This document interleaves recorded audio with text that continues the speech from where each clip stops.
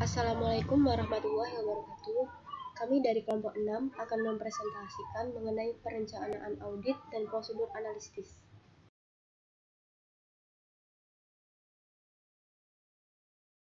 Sebelumnya kami perkenalkan anggota kelompok 6. Yang pertama ada Arika Fitrianti, yang kedua Apriliana Dwi Arista, yang ketiga Miftahur Rahmah, yang keempat Nur Oktavianisa Fitri, yang kelima Amelia Dwi Lestari, yang keenam Aisyah Wahyu, yang ketujuh Devi Alifatul, yang kedelapan Ririn Sylvia, yang kesembilan Lita Kumala Devi, yang ke-10 Aprilia Nur Aziza. Perencanaan audit.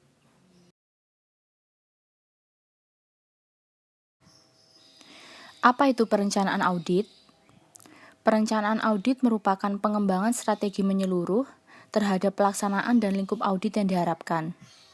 Sifat, lingkup, dan saat perencanaan bervariasi dengan ukuran dan kompleksitas entitas, pengalaman mengenai entitas, dan pengetahuan terhadap bisnis entitas. Haruskah ada perencanaan audit? Standar audit yang berlaku umum mengenai pekerjaan lapangan, yang pertama mengharuskan dilakukan perencanaan yang memadai, sehingga auditor harus melakukan perencanaan yang memadai dan harus melakukan pengawasan secara seksama terhadap pekerjaan yang dilakukan. 3 alasan utama untuk melakukan perencanaan audit. Yang pertama, auditor mampu mendapatkan cukup bukti yang memadai sesuai dengan kondisinya. Yang kedua, untuk menjaga supaya biaya tetap wajar. Yang ketiga, mencegah kesalahpahaman klien. Selanjutnya, tujuan perencanaan audit.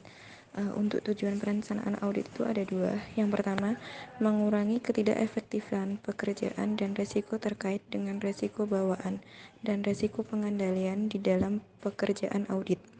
Yang kedua, memahami bisnis dan industri klien yang akan digunakan untuk menilai risiko audit yang dapat diterima, risiko bisnis klien, dan risiko salah saji yang material dalam laporan keuangan.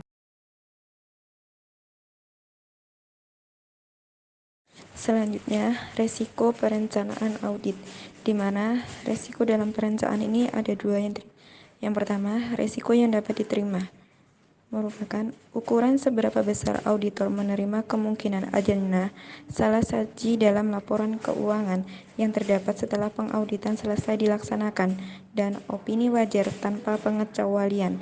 Yang kedua, resiko inheren, di mana ukuran penilaian auditor atas kemungkinan salah saji material dalam saldo akun sebelum mempertimbangkan efektivitas pengendalian internal.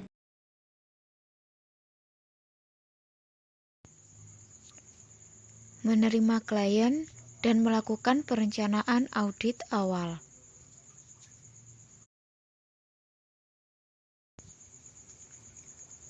Perencanaan audit awal.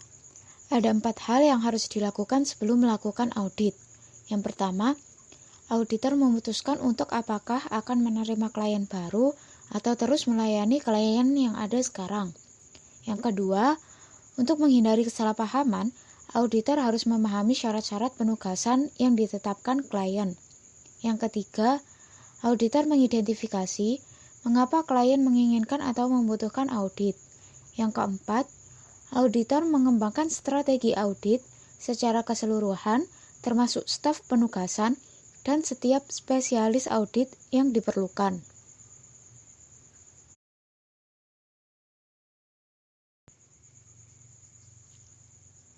Bagian utama perencanaan audit. Yang pertama, menerima klien dan melakukan perencanaan awal audit. Yang kedua, memahami bisnis dan industri klien. Yang ketiga, menilai risiko bisnis klien. Yang keempat, melakukan prosedur analitis awal. Yang kelima, menentukan tingkat materialitas dan menilai risiko audit yang dapat diterima serta risiko bawaan. Yang keenam, memahami pengendalian internal dan menilai risiko kecurangan pengendalian. Yang ketujuh, mendapatkan informasi untuk menilai risiko kecurangan. Yang kedelapan, mengembangkan keseluruhan perencanaan audit dan program audit.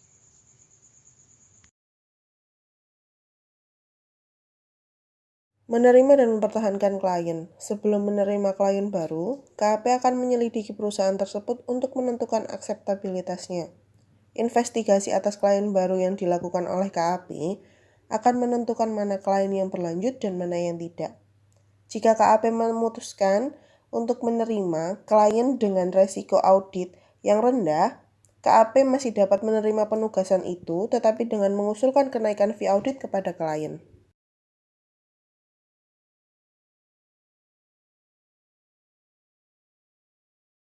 Memahami bisnis dan industri klien. Memahami industri dan bisnis klien. Faktor pentingnya pemahaman atas industri dan bisnis klien. Yang pertama, penurunan kondisi ekonomi meningkatkan resiko bisnis klien. Yang kedua, teknologi informasi mempengaruhi proses internal klien. Yang ketiga, semakin pentingnya modal manusia dan aset tidak berwujud lainnya telah meningkatkan kerumitan akuntansi serta pentingnya penilaian dan estimasi manajemen. Yang keempat, klien telah memperluas jaringan operasionalnya.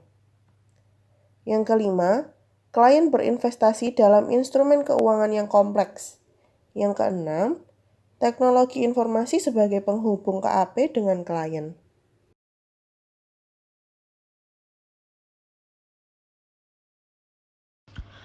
Industri dan lingkungan eksternal.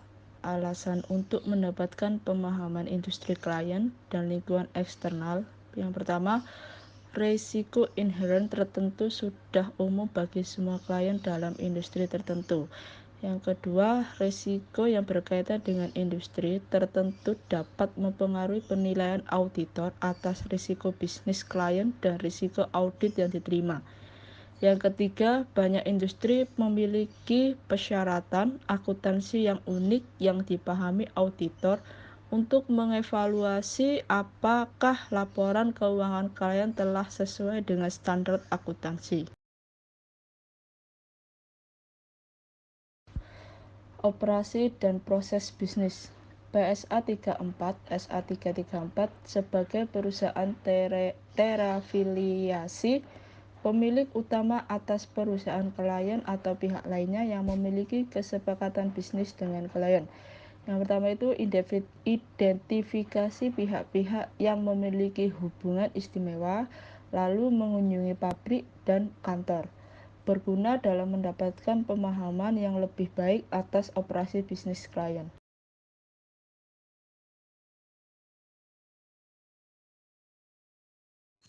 Manajemen dan tata kelola. Manajemen. Karena manajemen menetapkan strategi dan proses bisnis perusahaan, auditor harus memiliki filosofi dan gaya operasi manajemen, serta kemampuan untuk mengidentifikasi dan respon resiko. Karena hal ini sangat mempengaruhi resiko salah saji yang material dalam laporan keuangan. Tata kelola. Tata kelola perusahaan meliputi struktur organisasi klien, serta aktivitas dewan direksi dan komite audit. Dewan direksi yang efektif dapat membantu memastikan bahwa perusahaan hanya mengambil risiko yang tepat. Tujuan dan strategi klien. Strategi adalah pendekatan yang diikuti oleh entitas untuk mencapai tujuan organisasi. Harus memahami tujuan klien yang berkaitan dengan 1. Reliabilitas pelaporan keuangan. 2. Aktivitas dan efisiensi operasi. 3. Ketaatan pada hukum dan peraturan. Pengukuran dan kinerja.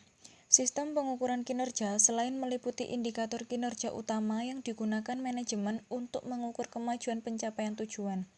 Indikator ini melampaui angka laporan keuangan seperti penjualan dan laba bersih yang mencakup ukuran yang disesuaikan dengan klien dan tujuannya. Indikator kinerja utama tersebut dapat meliputi pangsa pasar, penjualan per karyawan, pertumbuhan unik penjualan, penguji ke sebuah website yang unik, penjualan sampel, dan penjualan per kaki persegi untuk pengecer. Menilai resiko bisnis klien. Auditor menggunakan Menilai resiko bisnis klien. Auditor menggunakan pengetahuan yang diperolehnya dari pemahaman strategis atas bisnis dan industri klien untuk menilai resiko bisnis klien, yaitu resiko bahwa klien akan gagal dalam mencapai tujuannya. Risiko bisnis klien dapat timbul dari banyak faktor yang mempengaruhi klien dan lingkungannya, seperti teknologi baru yang mengikis keunggulan kompetitif klien, atau klien gagal melaksanakan strategisnya sebagai pesaing. Melaksanakan prosedur analisis pendahuluan. Melaksanakan prosedur analisis pendahuluan. Auditor melaksanakan prosedur analisis pendahuluan untuk memahami dengan lebih baik bisnis klien dan untuk menilai risiko bisnis klien. Salah satu prosedur tersebut membandingkan risiko klien dengan benchmark industri atau pesaing untuk mengidentifikasikan kinerja perusahaan. Ada 4 bagian tambahan dari perencanaan audit. Yang pertama, menetapkan materialitas dan menilai risiko audit yang dapat diterima serta risiko inheren. Yang kedua, memahami pengendalian internal dan menilai risiko pengendalian. Ketiga, mengumpulkan informasi untuk menilai risiko kecurangan. Keempat, mengembangkan rencana audit dan program audit secara keseluruhan. Prosedur analitis. Prosedur analitis adalah salah satu dari 8 jenis bukti audit. Prosedur analitis juga sebagai evaluasi atas informasi keuangan yang dilakukan dengan menganalisis hubungan yang masuk akal antara data keuangan dan non-keuangan. Prosedur analitis menggunakan perbandingan dan hubungan untuk menilai apakah saldo akun atau data lain terlihat wajar berkaitan dengan ekspektasi auditor. 5 jenis prosedur analitis. Yang pertama, data industri. Yang kedua, data periode sebelum yang serupa. Yang ketiga, hasil yang diharapkan yang ditentukan klien. Yang keempat, hasil yang diharapkan yang ditentukan auditor. Yang kelima, hasil yang diharapkan dengan menggunakan data non-keuangan. Waktu pelaksanaan prosedur analitis. Yang pertama, diwajibkan dalam tahap perencanaan. Yang kedua, selama pengujian audit. Yang ketiga, diwajibkan selama tahap penyelesaian audit.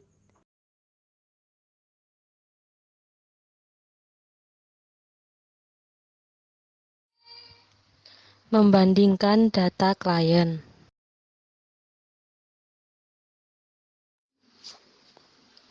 Dibagi menjadi 5. Yang pertama, data industri, manfaat, membantu memahami bisnis klien, dan sebagai indikasi adanya kemungkinan kegagalan keuangan. Kelemahan, perbedaan antara sifat informasi keuangan klien dan industri. Metode akuntansi yang berbeda. Yang kedua, data periode sebelumnya yang serupa. Caranya, 1. Membandingkan saldo tahun berjalan dengan saldo sebelumnya. 2. Membandingkan rincian total saldo dengan rincian yang serupa untuk tahun sebelumnya. 3. Menghitung rasio dan hubungan persentase untuk dibandingkan dengan tahun sebelumnya. Yang ketiga, hasil yang diharapkan klien. Auditor harus menyelidiki perbedaan yang paling signifikan antara hasil yang dianggarkan dan hasil aktual, karena area ini dapat mengandung salah saji yang potensial. Apabila data klien dibandingkan dengan anggaran, ada 2 kepentingan khusus. Yang pertama, auditor harus mengevaluasi apakah anggaran itu merupakan rencana yang realistis. 2. Kemungkinan informasi keuangan saat ini telah diubah oleh personil klien agar sesuai dengan anggaran. Yang keempat, hasil yang diharapkan auditor. Pada jenis prosedur analitis ini, auditor membuat tentang saldo estimasi akun apa yang seharusnya dengan menghubungkannya ke beberapa akun neraca atau akun laporan laba rugi lainnya, atau membuat proyeksi berdasarkan beberapa tren historis. Dan yang terakhir, hasil yang diharapkan dengan menggunakan data non-keuangan. Kepentingan utama dalam menggunakan data non-keuangan terletak pada keakuratan data. Rasio keuangan yang umum. alat analisis keuangan yang digunakan untuk menilai kinerja suatu organisasi, bisnis, dan dilihat dari perbandingan data keuangan, menunjukkan nilai kinerja perusahaan apakah sudah tergolong baik atau belum, memberikan gambaran kinerja saat ini yang diproyeksikan ke masa mendatang.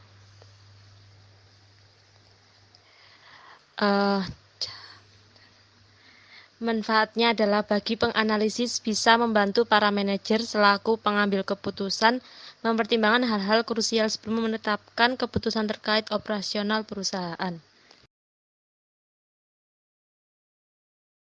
Rasio yang pertama adalah rasio untuk menghitung kemampuan perusahaan membayar utang jangka pendeknya.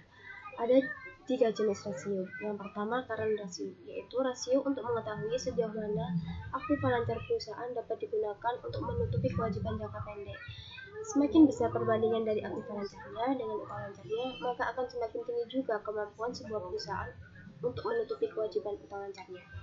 Rumusnya adalah aktiva lancar dibagi dengan utang lancar. Yang kedua, quick ratio atau bisa disebut dengan exit test ratio. Quick ratio yaitu rasio yang menunjukkan perusahaan dalam kemampuan pembayaran kewajiban jangka pendeknya menggunakan aktiva lancar, tanpa memperhitungkan persediaan karena dibutuhkan waktu yang lama untuk mencairkan dibanding beberapa aset lancar lainnya. Rumus untuk menghitung quick rasio adalah aktiva lancar dikurangi persediaan dibagi dengan hutang lancar. Yang ketiga, cash ratio. Cash ratio merupakan rasio yang digunakan untuk mengukur seberapa besar uang kas yang tersedia untuk melunasi kewajiban jangka pendek yang ditunjukkan dari tersedianya dana kas atau setara. Rumus dari rasio kas adalah kas ditambah surat berharga dibagi dengan hutang lancar.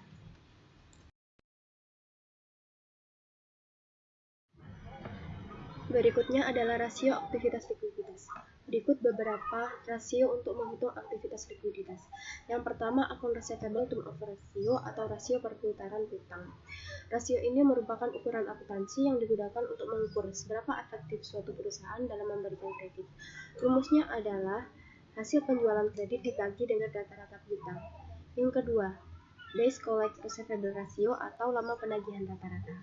Rasio ini sebagai pengukur efisiensi pengelolaan piutang sebuah perusahaan, serta menunjukkan banyaknya waktu yang diperlukan untuk melunasi piutang atau mengubah piutang menjadi kas. Rumusnya adalah 365 hari dibagi dengan perputaran piutang. Yang ketiga, inventory turnover ratio atau rasio perputaran persediaan. Rasio ini menunjukkan kemampuan dana yang tertanam dalam persediaan berputar pada suatu periode tertentu atau likuiditas dari persediaan dan tendensi untuk adanya overstock. Rumusnya adalah harga pokok penjualan dibagi dengan persediaan barang dagangan rata-rata. Yang keempat adalah days to sell inventory, adalah rasio keuangan yang menunjukkan rata-rata waktu yang diperlukan perusahaan untuk mengubah persediaan menjadi penjualan. Rumusnya adalah 365 hari dibagi dengan perputaran persediaan.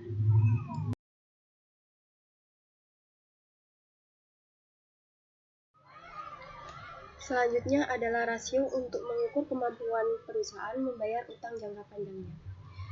Yang pertama ada debt to equity ratio atau DER adalah sebuah rasio keuangan yang membandingkan jumlah hutang dengan ekuitas. Ekuitas dengan jumlah hutang yang digunakan untuk operasional perusahaan harus berada dalam jumlah yang proporsional. Rumus untuk menghitung DER adalah total hutang dibagi dengan total ekuitas. Yang kedua, interest earned ratio adalah rasio yang mengukur kemampuan perusahaan dalam membayar atau menutupi beban bunga di masa depan. Rumusnya adalah laba operasi dibagi dengan beban bunga.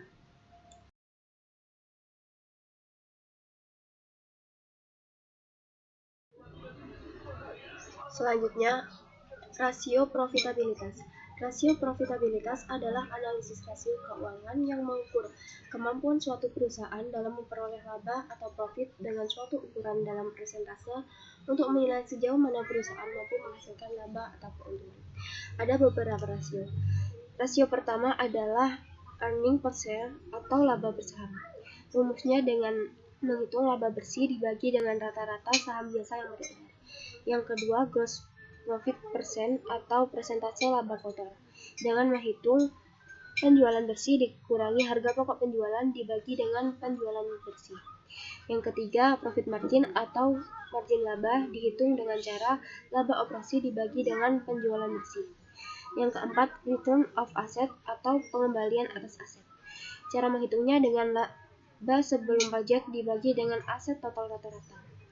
Yang kelima, common equity atau pengembalian atas ekuitas saham biasa dihitung dengan cara laba sebelum pajak dikurangi dengan dividen saham preferen dibagi dengan ekuitas pemegang saham rata-rata.